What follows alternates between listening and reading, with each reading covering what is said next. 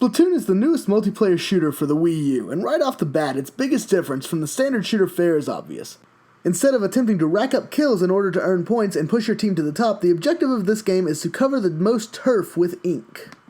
Now, by no means does this mean that you won't get into any intense showdowns throughout your match, but it does mean that hunting down and taking out your enemies may not be the best way to achieve your goal. In fact, with the goal being centered around the idea of inking the most territory rather than racking up kills, you're presented with more options in terms of your own strategy and playstyle.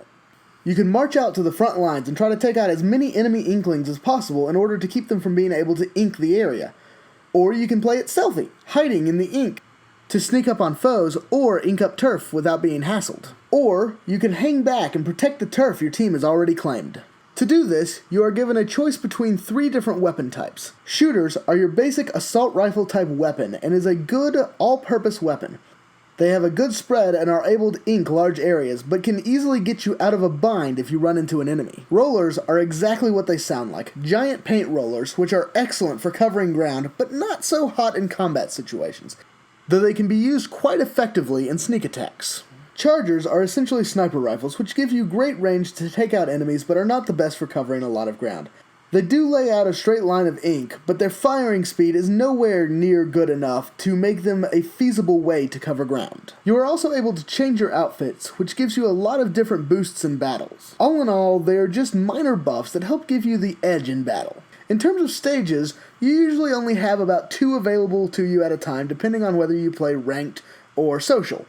However, they do change the stages every now and then in order to keep it fresh.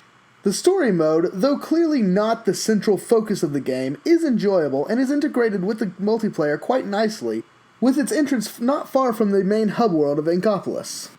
It makes the overall game feel connected as a single world, where most games have the single-player and multiplayer separated out just into different menus.